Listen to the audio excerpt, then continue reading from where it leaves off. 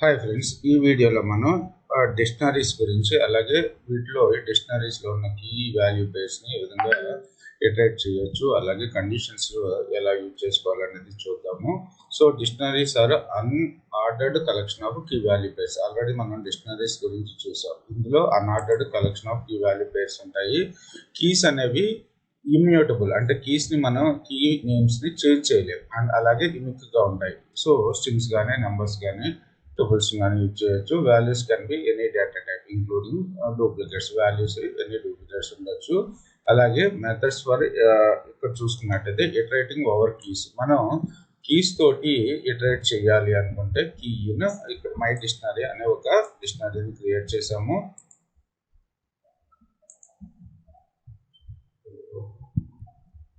So ఇక్కడ my డిక్షనరీలో keys ఏమున్నాయి? Name, city, age ఉన్నాయి. అలాగే వాల్యూస్ వచ్చేసి అలైస్, న్యూయార్క్ 30 ఉన్నాయి. అప్పుడు నేను కీస్ని సో కీస్ వాల్యూ పేర్స్ని ఎక్స్ట్రాక్ట్ చేయాలి. సో దాని పర్పస్ చూసుకున్నట్టయితే నేమ్ వచ్చేసి అలైస్ అని, సిటీ న్యూయార్క్, ఏజ్ 30. అంటే for key in my dictionary. So ఇందులో ఉన్న కీస్ తోటి మనం ఇటరేట్ చేస్తున్నాం. For key in my dictionary అంటే ఫస్ట్ కీ ఏమొస్తుంది? నేమ్.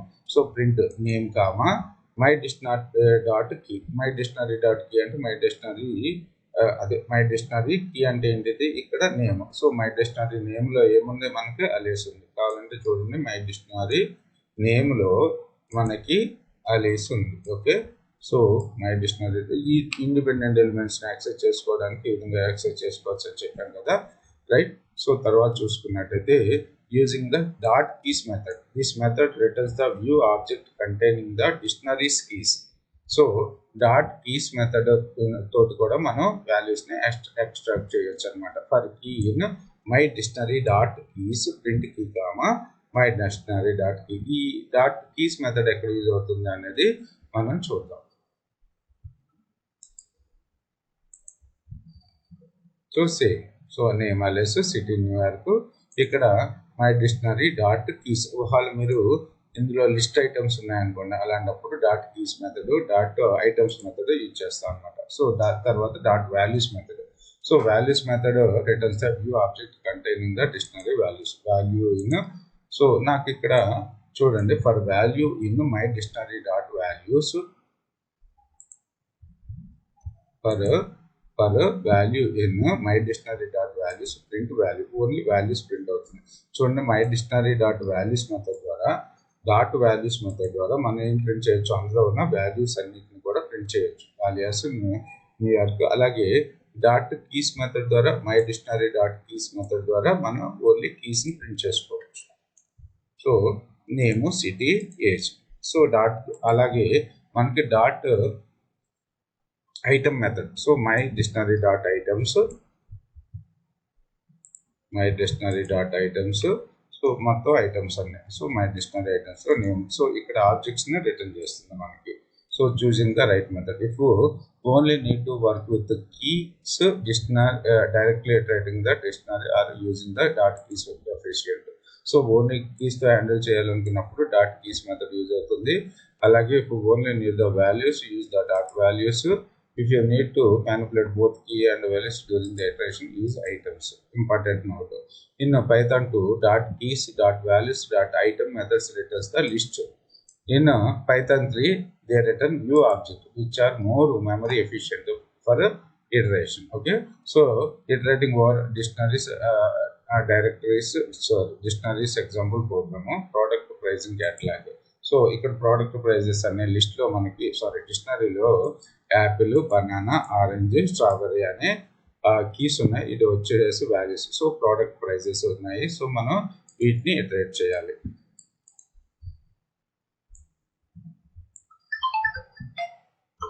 ఇప్పుడు dot items method. Okay, so ఇప్పుడు డాట్ ఐటమ్స్ మెథడ్ ద్వారా మన డిక్షనరీలో ఉన్న కీ అండ్ వాల్యూ పేర్స్ని ఎక్స్ట్రాక్ట్ చేద్దాం. సో మనకి డిక్షనరీలో యాపిల్, సో ప్రైస్ వచ్చి 1.50, బనానా $75, $1.25 ఆరెంజ్ ఉన్నది. సో ఇందులో ఉన్న ఐటమ్స్ అన్నిటిని కూడా so dictionaries dot item method ద్వారా ఎక్స్ట్రాక్ట్ చేద్దాము.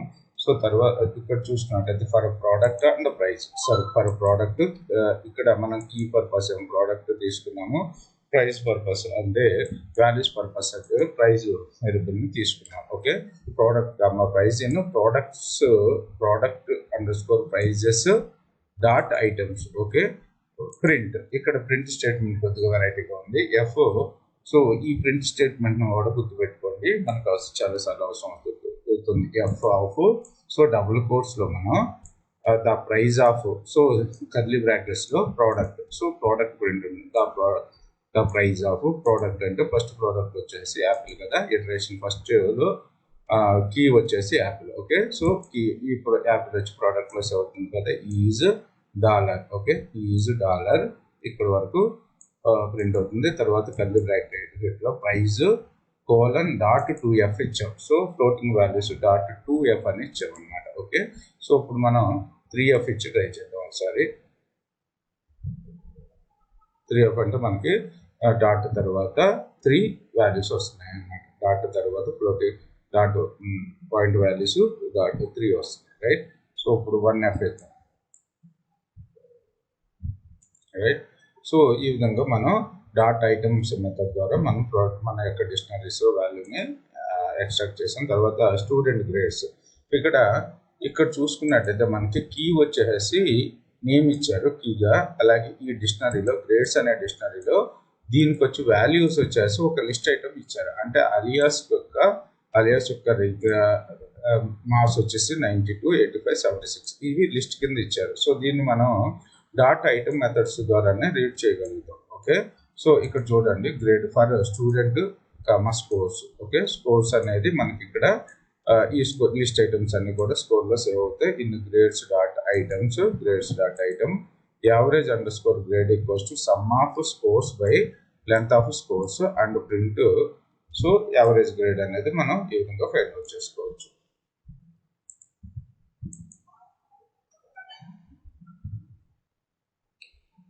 రైట్. సో మీరు ఫోన్ బుక్, నాకు ఒక డిక్షనరీ ఉంది. ఆ డిక్షనరీలో నేము, ఫోన్ నెంబరు ఎంటర్ చేస్తున్నాయి. నేము, ఫోన్ నెంబర్, ఈ డిక్షనరీలో అలెక్స్ ఫోన్ నెంబర్ ఇది, బాబు ఫోన్ నెంబర్ ఇది, ఇవి ఫోన్ నెంబర్. సో నేను ఎవరైనా బాబు ఫోన్ నెంబర్ గురించి మన డిక్షనరీలో సెట్ చేశారనుకో, ఉంటే బాబు నెంబర్ ఫోన్ అని చెప్పి నెంబర్ మనకి డిస్ప్లే కావాలి. సో దాని పర్పస్ ఫస్ట్ ఏం చేస్తామంటే ఫోన్ బుక్ అని చెప్పి ఒక డిక్షనరీని క్రియేట్ చేస్తాం. సో ఇక్కడ మనం ఇంకో నేమ్ కూడా ఇద్దాము. సో ఇక్కడ డబుల్ కోట్స్లో వెంకట్, సో డబుల్ కోట్స్ ఇద్దాం, అన్ని డబుల్ కోట్స్ ఉన్నాయి కాబట్టి వెంకట్ కోలన్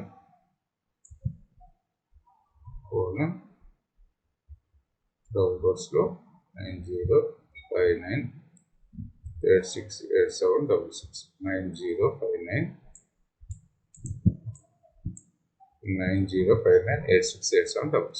ఓకే, సో ఇప్పుడు ఇందులో ఉన్న ఈ ఫోన్ బుక్లో ఉన్న నేను ఫోన్ నెంబర్స్ని ఫైండ్ అవుట్ చేయాలి. సో అంటే యూజర్ ఏమో ఇస్తారు, వెంకట్ అని ఇచ్చారు అనుకో, వెంకట్ ఫోన్ నెంబర్ మనకి డిస్ప్లే కావాలి. సో దాని పర్పస్ కోడ్ ఎలా రాస్తున్నామో చూద్దాము. అంటే ఎలా రాయవచ్చు, ఫస్ట్ యూజర్ ఇన్పుట్ ఇస్తారు. యూజర్ ఇన్పుట్ ఇచ్చిన తర్వాత దాన్ని ఫర్ ఇటరేషన్ యూజ్ చేసుకుని సెట్ చేసుకుంటాం, right. If condition for.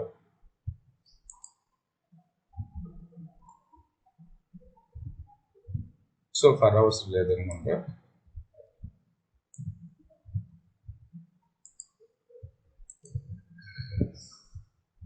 So search underscore name input, enter the name of the search. If search underscore name in phone book, okay, మనకి if in condition ఉంది కదా, if search underscore name in phone book print search name phone in the dictionary, else not phone in the phone book, right.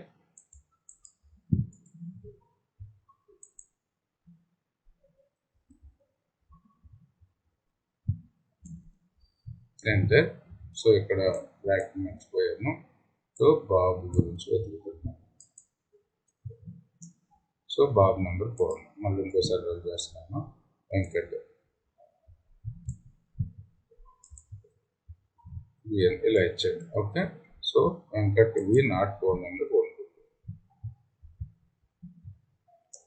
So Venkat number is so మనకి display అయింది. ఇక్కడ ఈ method of print statement కాకుండా నార్మల్గా రాసి చూద్దాం ఒకసారి.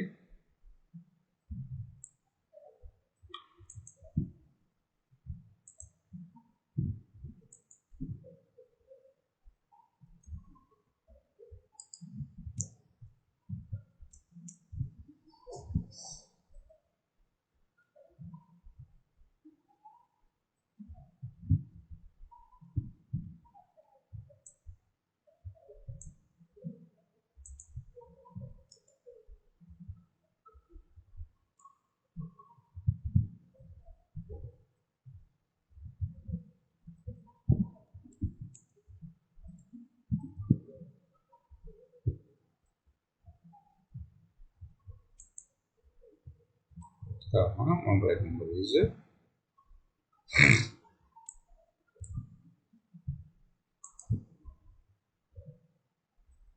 square brackets to search underscore name.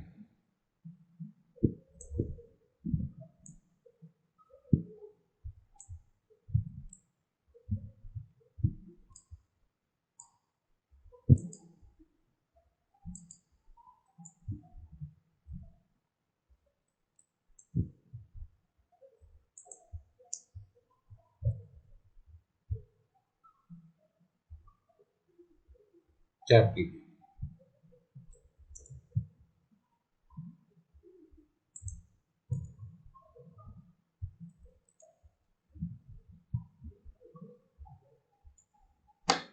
Okay, so ఈ విధంగా మనం the Babu mobile number is, so మనకి నెంబర్ డిస్ప్లే అయింది. సో ఈ మెథడ్లో అయినా మనం ప్రింట్ స్టేట్మెంట్ రాసుకోవచ్చు, ఈ మెథడ్లోనైనా మనం ప్రింట్ స్టేట్మెంట్ని రాసుకోవచ్చు.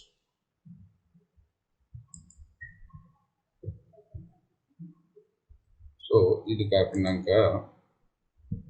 సో మనకి ప్రైజెస్ లిస్ట్ అవుతుంది, ప్రైజెస్ డిక్షనరీ అవుతుంది, సీక్వెన్స్ అలాగే క్వాలిటీ సీక్వెన్స్ అవుతుంది. అంటే ఇక్కడ ప్రైజెస్ టమాటా 10, నేను షాపింగ్కి వెళ్ళాను, అదే సూపర్ మార్కెట్కి వెళ్ళాను. సో టమాటా కాస్ట్ వచ్చేసి 10 రూపీస్, ఆనియన్ 25, చికెన్ 300 రూపీస్ ఉంది. సో నేను ఎంత పర్చేస్ చేశానంటే టమాటాస్ 2 kgs పర్చేజ్ చేశాను, onion 5 kgs, chicken 3 kgs. So ఇప్పుడు నాకు మొత్తం అమౌంట్ ఎంత పర్చేజ్ చేశాను అనే ఇన్ఫర్మేషన్ నాకు కావాలి. సో దాని పర్పస్ చూసుకున్నట్టయితే మనకి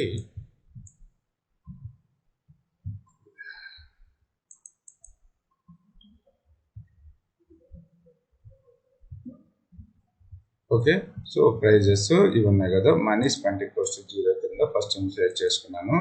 for item in prices money under score spent equals to money under score spent plus prices of item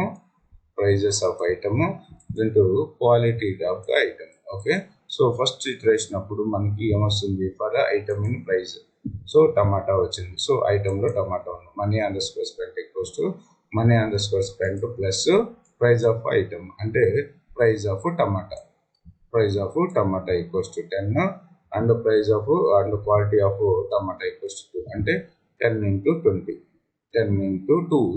వస్తుంది కదా. సో ఇప్పుడు మనీ స్పెంట్లోకి 20 సేవ్ అయింది.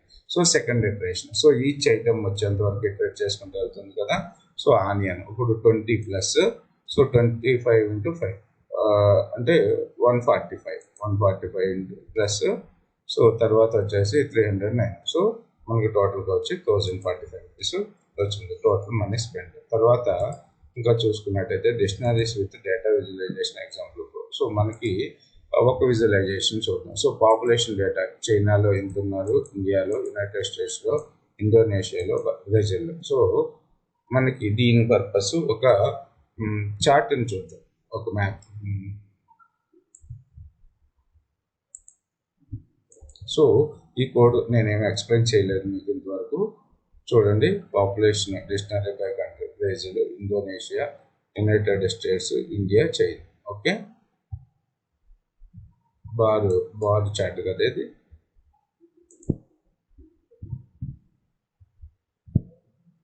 Bar chart, create horizontal bar chart. Okay, so తర్వాత website traffic by source. So డైరెక్ట్గా మనకి 3000 views organic search ద్వారా 5500, social media ద్వారా 1600, రిఫరల్ ద్వారా 800, ఈమెయిల్ ద్వారా 1200 వ్యూస్ వచ్చినాయి మనకి. సో దీని పర్పస్ మనకి ఒక పై చార్ట్ చూద్దాం.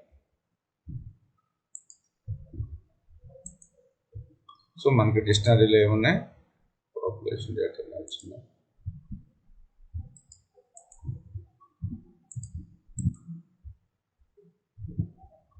సో ట్రాఫిక్ సోర్సెస్, సో ఇవన్నీ కూడా కమింగ్ వీడియోస్లో చూద్దాం.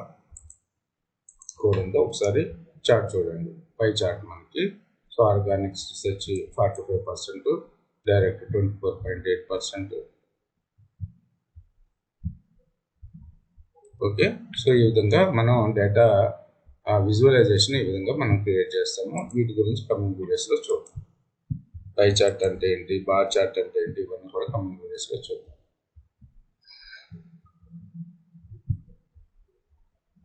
ఇక్కడ మనకి శాలరీస్ ఉన్నాయి. ఈ శాలరీస్లో ఎంత 1500 థ్రెషోల్డ్ కన్నా ఎక్కువ ఉన్న శాలరీస్ మనకి బార్ చార్ట్ కావాలని అడిగారు. సో చూడండి, ఇక్కడ నేనేం చేస్తున్నానంటే ఆర్డర్స్ వచ్చేసి 1750 కూడా ఇచ్చాను. సో ఇప్పుడు రన్ చేద్దాం. సో మనకి సో ఇక్కడ ఫిల్టర్ కండిషన్ కూడా యూజ్ చేశారు అనమాట. రైట్, అదర్ వచ్చేసి అదర్ కూడా వచ్చింది, ఎందుకంటే 1500 థ్రెషోల్డ్ కన్నా ఎక్కువ.